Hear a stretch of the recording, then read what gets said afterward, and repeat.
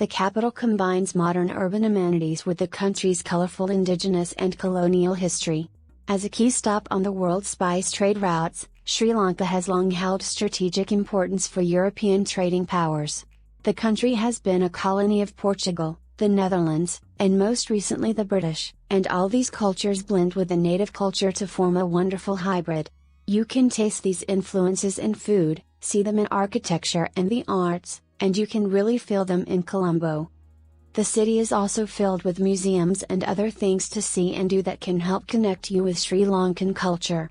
Colombo sits on the coast, and there's a large green space and beach area right in the heart of the city separating an area called Fort from the Indian Ocean.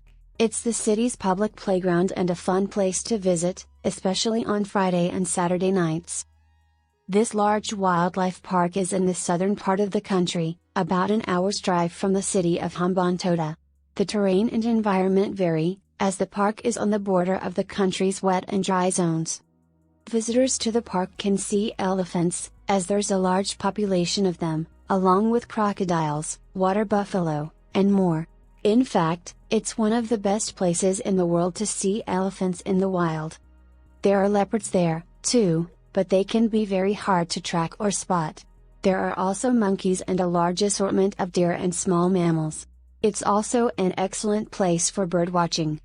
There are some small accommodations and guest houses across from and even inside Udawalawe. You can also visit as a day trip. The best times to visit are very early in the morning or very late in the afternoon.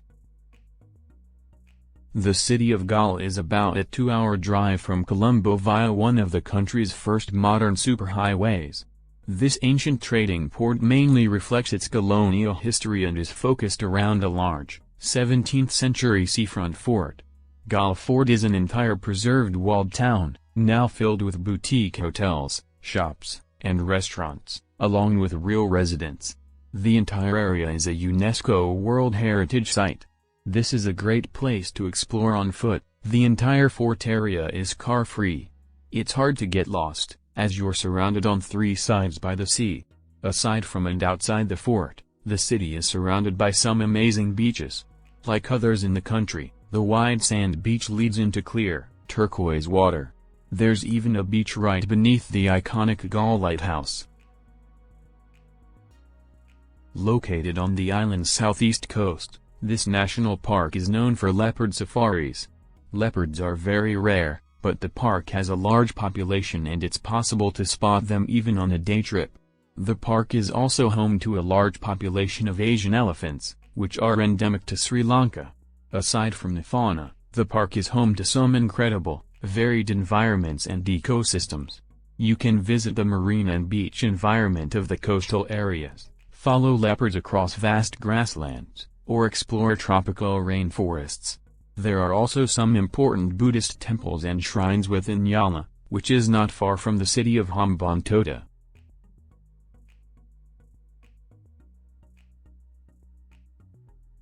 Located in central Sri Lanka, Kandy is the former capital city of the Sri Lankan royal dynasty, the country's main capital before the colonial period.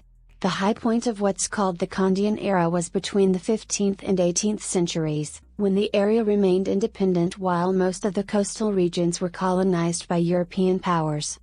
Be sure to visit the city's National Museum of Kandy, as it illustrates the story of the region and its people via exhibits and artifacts. Nearby, the Temple of the Sacred Tooth Relic is a very holy Buddhist shrine, part of the Royal Palace complex. Only 90 minutes from Colombo, this beach is all about water sports, surfing, bodyboarding, snorkeling, and scuba diving.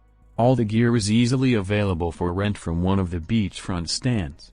It's one of the country's best surfing areas, with the best waves between November and March. The beach is large, so it never feels too crowded. There are a lot of beachfront stands selling all kinds of delicious local street food and a good number of small hotels and guest houses if you want to stay overnight. It's also known for its coral.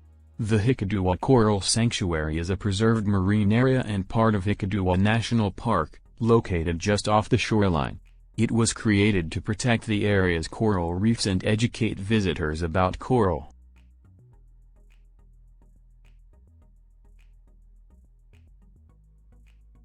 A visit to Anuradhapura, one of the country's ancient capitals, rewards visitors with a glimpse into the past.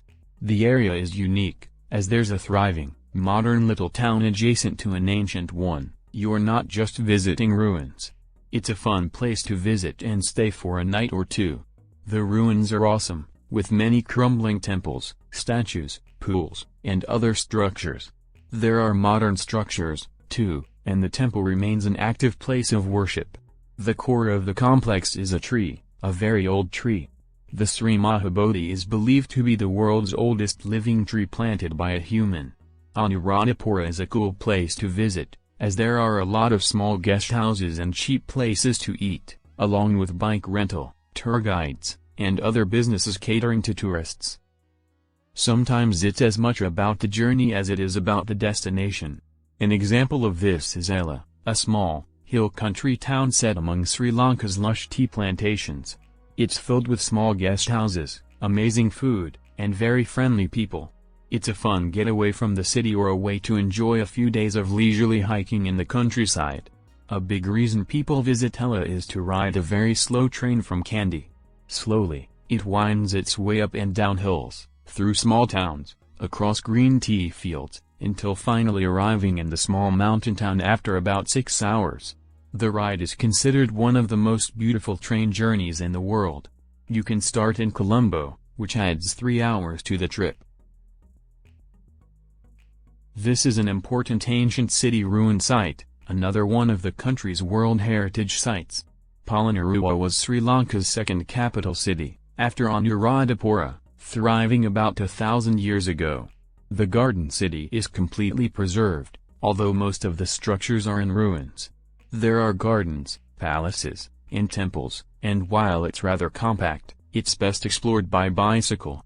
A bonus, the ruins are inhabited by a large troop of macaques, also residents of the area since ancient times. Duran Duran fans will recognize the site, as their Save a Prayer video was filmed here in the 1980s. There's a small, modern town a few miles from the ruins, with guest houses, bike rentals, cafes, and other tourist services.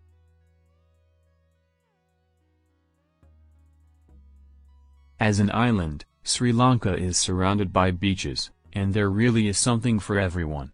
For a diverse range of beach experiences, head to the Tangal area. It's in the center of the southern coast of the island and a popular resort destination. You'll find a wide range of beaches in this area, from tropical coves to wide, windswept, seemingly endless stretches of open sand. You can also find beaches with services, vendors, and beachfront stands, as well as remote beaches where you're almost certain to find yourself alone. At Rikawa Beach, just east of the town, there's a big sea turtle nesting area and conservation center.